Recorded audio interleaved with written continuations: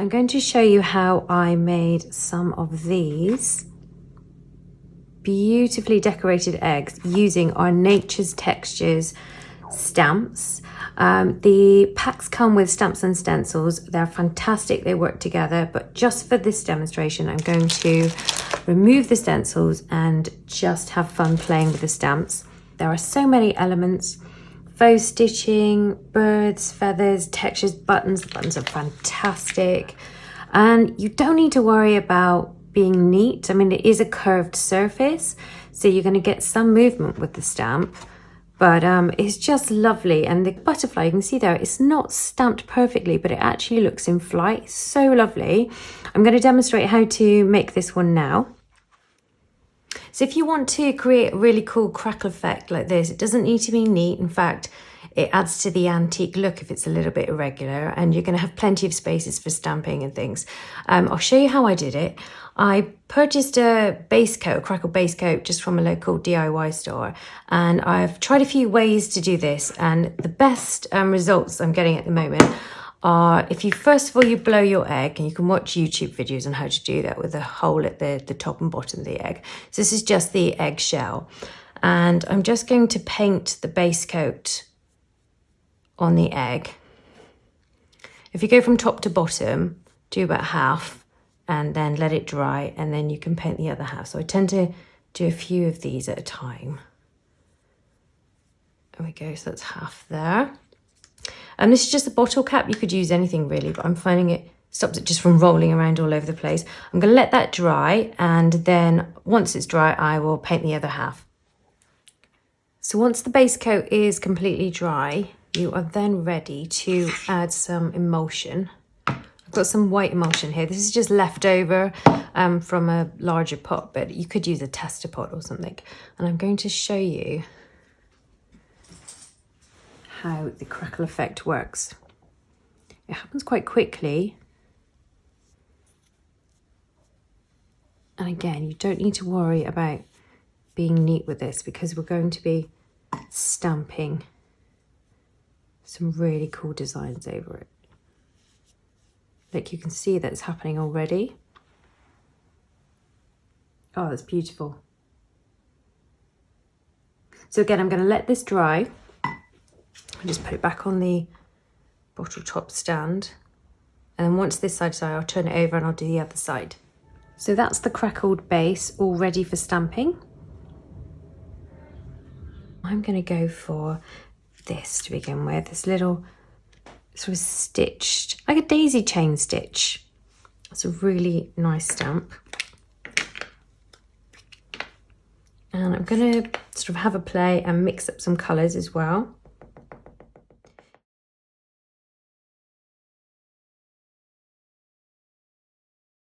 Acrylics stain your photopolymer. It doesn't affect how they stamp at all. It's just they will colour them. So I'm just inking up the stamp and rolling it around. If you want some a little bit fainter, it sort of looks watercoloured, so it doesn't matter. You can see that it doesn't matter if it's stamped perfectly. So now I'm going to stamp the stems and maybe some leaves as well. You can just pick the stamps up, and it's quite handy if you're stamping on curved surfaces like this. It doesn't need to be perfect. There we go. I might go for some extra grassy look along the bottom here. Now the chevrons are really great for leaves, but I'm going to try this little sort of corner here. I'm going to do a sort of yellow base.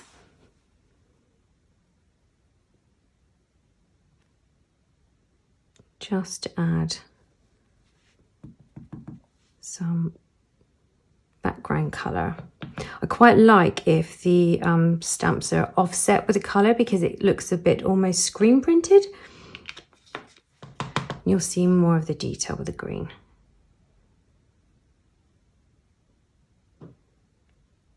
go. And you can see it's just sort of a hint of a leaf, and you're not having to use paint brushes. You know, you don't particularly need skill with it. You're just inking up the stamp and rolling it with the shape of the egg. And look at that. It's so quick. These would be really expensive to buy. Oh, that's so pretty. Right, I think what that needs is a butterfly. There are 2 different sizes in the chevron one. I'm going to go for the smaller one. So I'm going to go and ink up the butterfly in blue to begin with, all over in blue. Push that to one side, and then I'm going to apply the dark purple just around the edges, and I'm going to try and get the body of the butterfly as well. I think that's done. And here we go. So just applying gentle pressure. Once you're happy with your design, I'm going to do some more on the other side as well. So let the ink dry. I mean, it's archival, so it will dry quite quickly. And then you can varnish just to get a lovely shine. That looks really pretty. Yeah, so really simple. And I will next show you how to add the tops. So once the varnish is dry, you're ready to add your ribbon or twine to the top.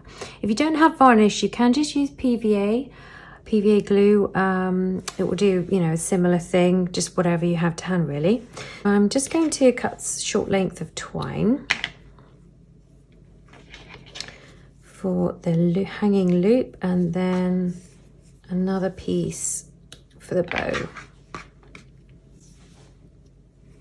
I'm going to fold it in half and then tie a bow around it with the extra length that I cut. Here we are, just a simple bow.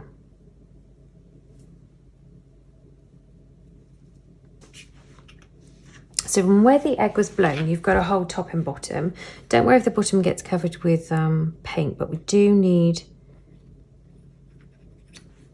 the hole. On some of my eggs, I have added a little button. I quite like the mother of pearl buttons here. You could use anything really. And it's just going to cover the hole, and it means that when I use some glue in a minute, the glue will attach to the button and everything will be hidden, and it just gives it a sort of nice finish. So I'm taking the ends of the twine and just poking them through. There we go, so that's one of them. And I'm just going to repeat to put the other end of the twine through the other buttonhole.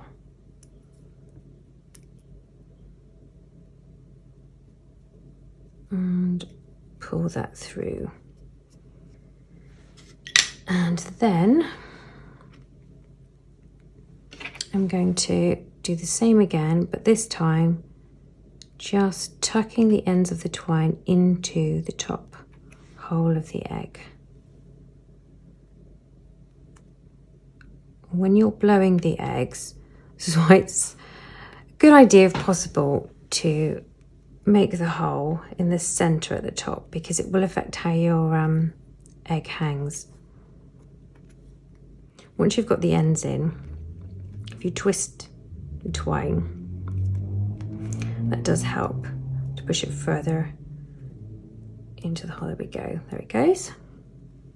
And what I'm going to do is apply the hot glue just around the top of the hole, and then I'm going to push the button down, and that will secure it. I'm going to work quite quickly before the glue dries. And push that too. I'm just going to run my finger around. Really quick, simple, very pretty.